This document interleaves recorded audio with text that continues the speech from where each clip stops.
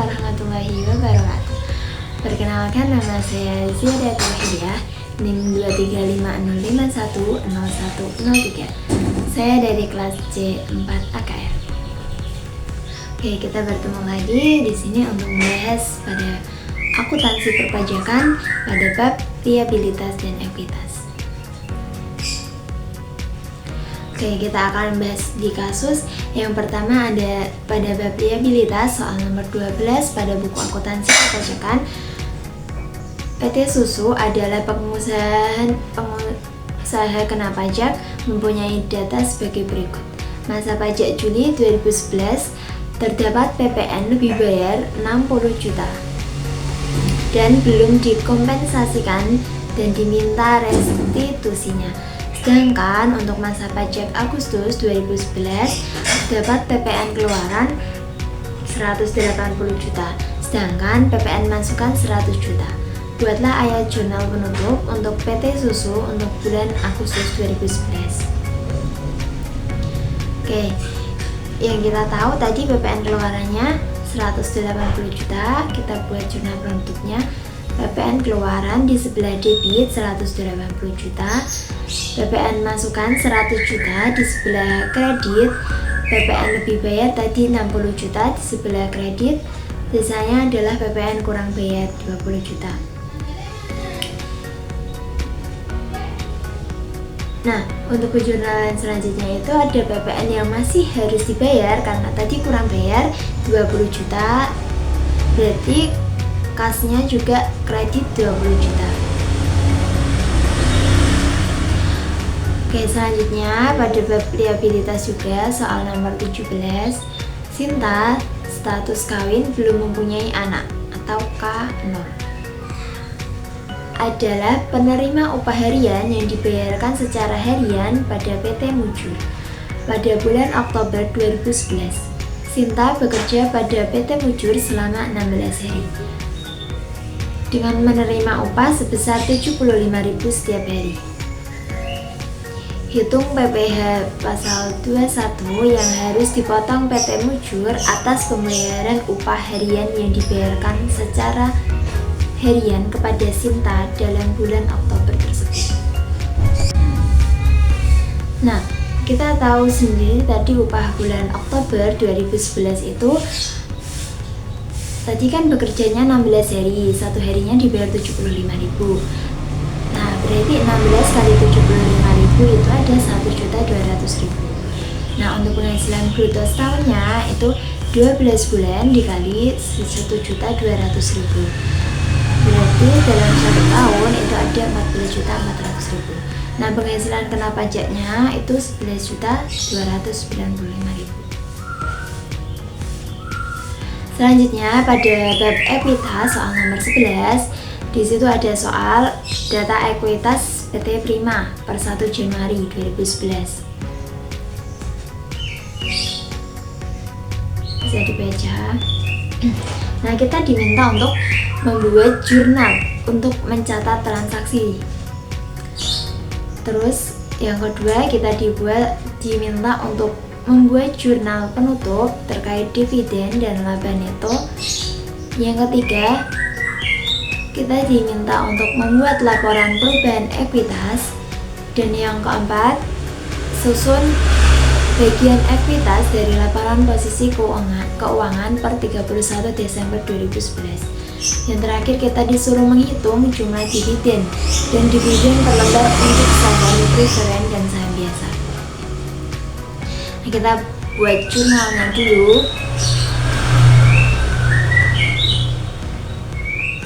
Tadi yang pertama ada transaksi pada bulan Januari tanggal 10 menjual 300 lembar saham preferen dan 1000 lembar saham biasa secara tunai dengan kurs 105 ya dolar ya. Nah, untuk akunnya pada bagian debit itu ada kas sebesar 148.000 dolar dan ada saham preferen. Saham preferennya tadi ada 300 lembar dikali 150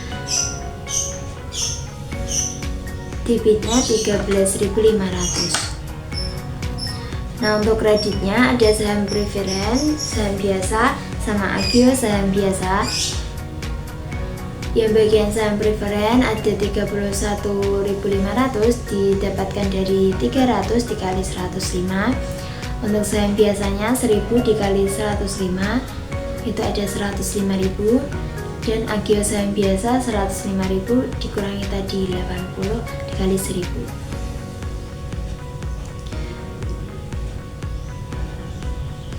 Nah, untuk selanjutnya ada transaksi pada tanggal 5 bulan Februari membayar biaya pengacara sebesar 48.000 dengan menerbitkan 550 lembar saham biasa.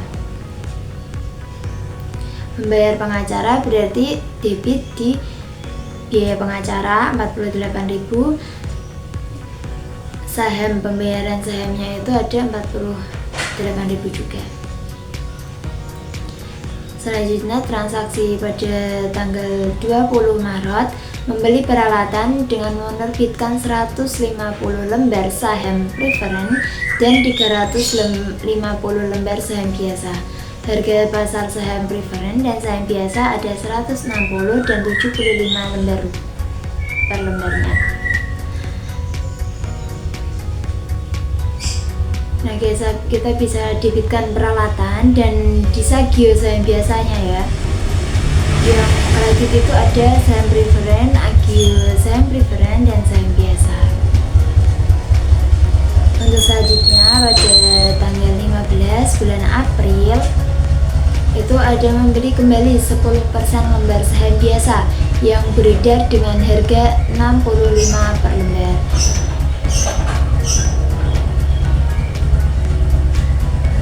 Pada tanggal 15 April itu berarti saham treasury. Saham treasury-nya ada 337.350. Tadi dengan dikalikan. Terus ada disagio saham di bagian debit dan kita kreditkan kas dan bank. Pada tanggal 30 Mei melakukan share split 1 menjadi 2. Berarti tidak ada penjurnalan ya. Terus di tanggal 25 Juni membeli kembali 1000 lembar saham biasa yang beredar dengan harga 30.000 yang kita keluarkan. Nah, berarti kita debitkan saham treasury-nya 30.000 dan disagio saham biasanya 50.000. Kita kreditkan kasnya 80.000.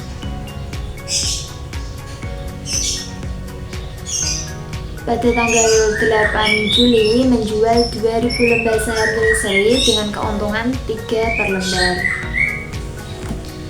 Kita kalikan 65 ditambah 3, tadi kan harganya sama keuntungannya, dikali 2000 lembar saham. Berarti kita debitkan itu dimasukkan ke kas, didebitkan ke kas ada 136.000.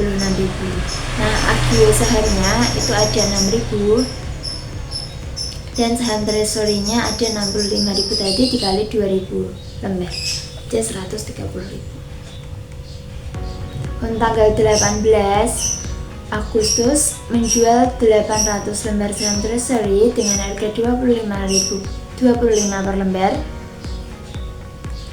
Kita buat penjurnalannya pada tanggal 18 Agustus itu 25 itu dikali 800 ya. Jadi kasnya itu nanti di sebelah debit. Nah, disagio sahamnya di sebelah debit ada 32.000 dan saham treasury-nya tadi 65 dikali 800 lembar. Totalnya 52.000 di sebelah kredit. Nah, tanggal 28 September menjual 400 lembar saham preferen dan 800 lembar saham biasa secara tunai sebesar 62.500. Harga pasar saham preferen adalah 73 per lembar. Kita debitkan kasnya, kas disagio saham preferen dan biasa tadi yang dijual ya 34.400, 30.800 dan 14.000. Nah, kita kreditkan saham preferennya itu sebesar 29.200, saham biasanya 50.000. Untuk tanggal 23 Oktober mengumumkan pembayaran dividen tunai sebesar 244.000 dan dividen saham biasa sebesar 10% dengan kurs 105. Dividen tunainya tadi berarti 244.000 di sebelah debit, dividen saham biasanya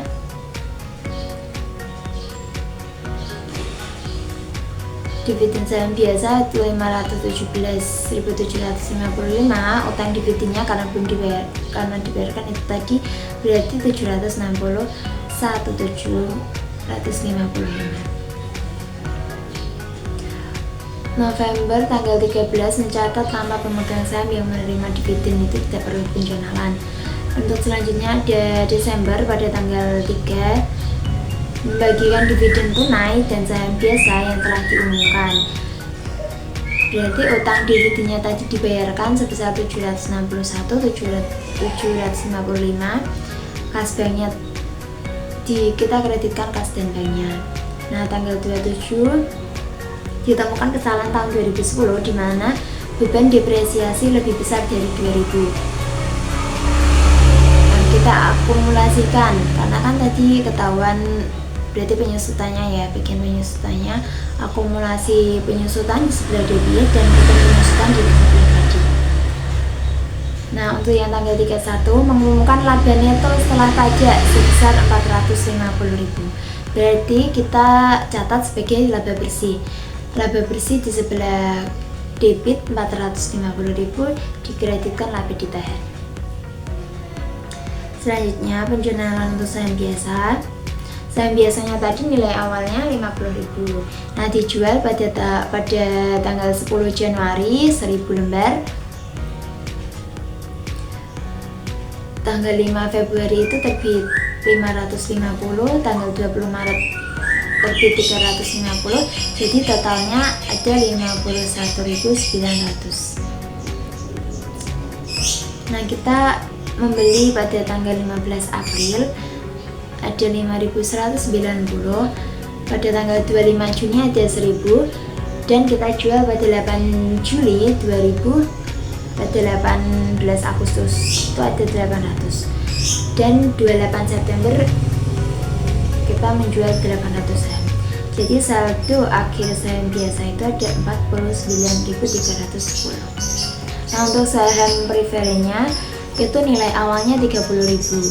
Nah, kita menjualnya pada tanggal 10 Januari itu 300 lembar. Tanggal 5 Februari ada terbit 150, kita totalkan berarti 30.450. Tapi kita jual pada tanggal 28 September ada 400 lembar. Saldo akhirnya berarti 30.850. Nah, untuk saham treasury-nya pada tanggal 15 April ada transaksi pembelian, kita kalikan totalnya 337.350. Pada tanggal 25 Juni juga kita melakukan pembelian 1000 dikali 30, totalnya 30.000. Kita jual pada tanggal 8 Juli itu 130.000 totalnya. Nah, kita juga jual pada tanggal 18 Agustus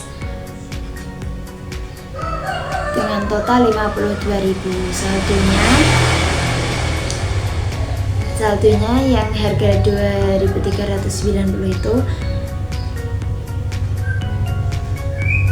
ada total 259.350, dan ada 1000 lembar saham dikalikan 30 itu 30.000. Nah, selanjutnya pembuatan jurnal penutup pada jurnal penutup berarti per tanggal 31 Desember tahun 2010 ya. Untuk akun yang pertama itu ada ikhtisar laba rugi. Nah, tadi kita laba ya, labanya 450.000. Kita debitkan ikhtisar laba rugi dan kita kreditkan laba bersih. Terus juga kita membuat tadi ada laba ditahan. Laba ditahannya 761.755. Itu merupakan dividen. Nah, yang ketiga kita membuat laporan perubahan ekuitas. Kita kelompokkan modal awal saham, terus tambahan sahamnya, pengurangan sahamnya. Nah, kita mendapat modal akhirnya 11.804.845. Untuk yang keempat ada membuat ekuitas dari laporan posisi keuangan. Ekuitasnya berarti kita memiliki saham biasa sebesar 4.640.000. Kita punya saham preference 7.500.000 dan kita memiliki saldo laba rugi 335.000. Total ekuitasnya 11.804.845. Nah, untuk yang terakhir jumlah dividen dan dividen per lembar saham untuk saham preferen dan saham biasa. Untuk saham biasanya, dividen yang dibayar ke pemegang saham atau yang beredar itu 517.755 dibagi dengan 49.310. Dividennya berarti 10,5 dolar.